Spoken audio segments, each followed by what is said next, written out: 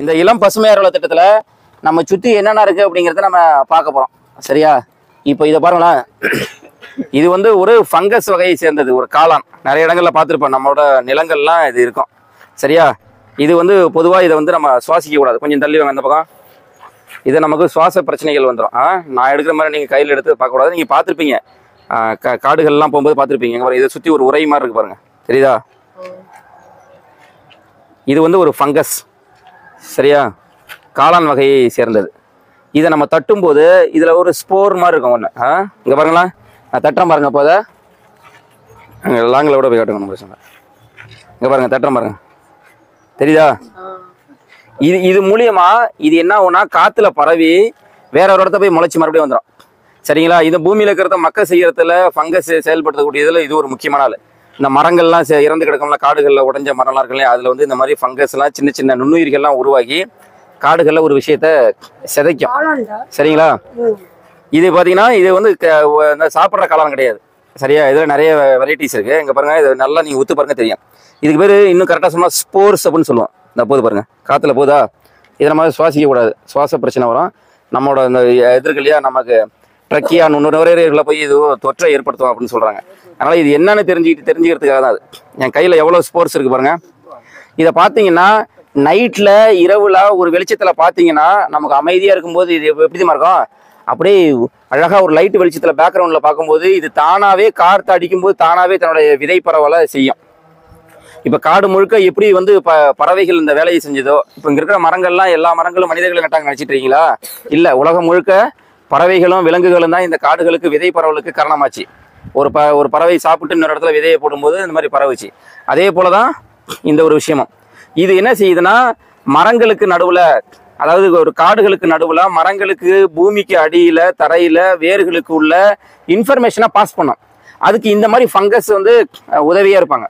என்ன sir information pass பண்ணோம்னா, இந்த பக்கம் வறட்சியாக இருக்குது, அதாவது ஒரு நெட்வொர்க் மாதிரி. நம்ம எப்படி ஒரு ஃபோனை யூஸ் பண்ணுறோமோ அதே போல் தாவரங்கள் வேர்களுக்கு உள்ள என்ன செய்யுதுன்னா ஒவ்வொரு விஷயத்தையும் தகவல் இது பண்ணி, இந்த பக்கம் வறட்சி வருது, இந்த பக்கம் மரத்தை வெட்டுறாங்க, நீங்கள்லாம் பாதுகாப்பாக இருங்கன்னு செய்திகளை வேர்களுக்கு உள்ள தகவல் பரிமாறுகிறதுல நடக்கிறதுல இந்த மைசீலியம் இந்த மாதிரி நிறைய ஃபங்கஸ் வந்து பூஞ்சைகள் வந்து துணையாக இருக்காங்க. இப்போ இவங்க எங்கெல்லாம் இருக்காங்களோ இவங்க ஒரு மரத்துக்கும் இன்னொரு மரத்துக்கும் நடுவில் வேர்கள் டைரக்டாக கனெக்ட் ஆகாது, வேர்கள் நேராக பரிமாறிக்காது. இவங்கள மாதிரி நல்ல இடைத்தரகர்கள் மாதிரி இன்டர்மீடியேட் இருக்காங்களா, இவங்க வந்து என்ன செய்வாங்கன்னா நடுவில் ஒரு செய்தியை கடத்துறதுக்கு காரணமாக இருக்கிறவங்க அந்த பூஞ்சை. பாருங்க, மறுபடியும் தட்டுற மாதிரிங்க, நல்லா லேசாக தட்டினாலே போதும், அப்படியே ஸ்ப்ரெட் ஆகும் காற்றுல. தெரியுதுங்களா எப்படி பரவுது பாருங்க. இதே நைட்டு வெளிச்சத்தில் பார்க்கும்போது நல்லா அழகாக இருக்கும் பார்க்கறதுக்கே. இப்போ இதெல்லாம் எதுக்கு சார் சொல்கிறோம் அப்படின்னா, நம்மளை சுற்றி என்ன நடந்துகிட்டு இருக்கு, சரியா, இந்த சூழலியல்ல நம்மளை சுற்றி என்ன நடந்துகிட்டு இருக்கு அப்படிங்கிறத இந்த சூழலியல் சார்ந்த அறிவு வேணும். இந்த மரபார்ந்த அறிவியலும் சிந்தனைகளும் நமக்கு இருந்தாதான் நாம ஆரோக்கியமா இருக்க முடியும். இப்ப நாம மட்டும்தான் இந்த பூமியில அப்படிங்கிறது இல்லை, இந்த பூமியில எவ்வளவு உயிர்கள் இருக்கு பாருங்க. இப்ப எதுவுமே இல்லை, ஒரு மண்ணு மாதிரி இருந்த ஒரு ஒண்ணு. சரிங்களா? இப்ப இதுவே நம்ம புடிங்கிக்க கூடாது. சரி, கீழே இருந்தது நம்ம எடுத்துக்க கூடாது, அங்கேயே வச்சுதான் நம்ம இதை சொல்லி தரணும். அப்போ நம்ம இங்க இருக்கிற இயற்கையை அழிக்காம இயற்கையோடு ஒரு வாழ்வியெல்லாம் நம்ம மேற்கொள்ளுங்கிறதுக்காக தான் இந்த இளம் பசுமையார் வள திட்டத்துல மாணவர்களுக்கு இந்த பயிற்சியை வழங்குறோம். இதை பார்த்து நீங்களும் வீடுகளில் நம்மை சுற்றி இருக்கிற பூச்சிகள், நம்ம காலைல பார்த்தா என்ன பார்த்தோம், பூச்சிகளை பார்த்தோம், வண்ணத்து பூச்சிகளை பார்த்தோம், வண்டுகளை பார்த்தோம், அப்புறம் இன்னும் சின்ன சின்ன வண்டுகள் பார்த்தோம். சரிங்களா? அப்புறம் சின்ன சின்ன பறவைகள் பார்த்தோம், அந்த குதிரை சனங்களை பார்த்தோம், அனிமலோட வேஸ்ட்லேருந்து என்னென்ன கற்றுக்கிட்டோம். இந்த மாதிரியான ஒரு கற்றல் இருக்க வேண்டும். வகுப்பறை தேண்டிய ஒரு பயணத்தில் நாம் இந்த சுற்றுச்சூழலை கற்றுக்கொள்ள வேண்டும் என்பதற்காக தான் இந்த திட்டத்தில் நம்ம சேர்ந்திருக்கோம். எல்லாரும் பார்த்தீங்களா? அதை தொட்டு பார்க்குறீங்களா? தொட்டு பார்க்குறீங்களா? வேணாமா? சரி, இங்கே பாருங்க, இங்கே பாருங்க, இந்த பறவை பாருங்க, தெரியுங்களா எவ்வளோ அழகாக இருக்கு பாருங்க. இந்த ஸ்போர்ட்ஸ் பறவை பாருங்க, தெரியுதா? இது வந்து என்ன செய்யுது, தன்னோட இனத்தை பரப்புது. இது எங்கெல்லாம் காற்றுல போகுதோ அங்கெல்லாம் அந்த ஃபங்கஸ் ஃபார்மேஷன் ஆகிடும். நான் வேணா இதில் தட்டுறேன் பாருங்க, இந்த வெளிச்சத்தில் இங்கே ஃபோக்கஸ் பண்ணுங்க பாருங்க, தெரியுதா? இந்த வெளிச்சத்தில் எவ்வளோ அழகாக தெரியுது பாருங்க. என்ன கிட்ட வாங்க, இங்கே வாங்க, நீங்கள் வரவேணா, நீங்கள் வரவேணா, நீங்கள் மட்டும் வாங்க.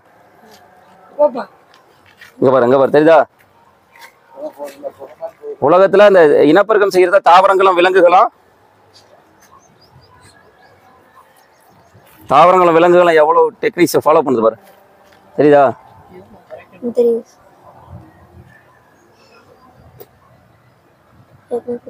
ரைட், நன்றி.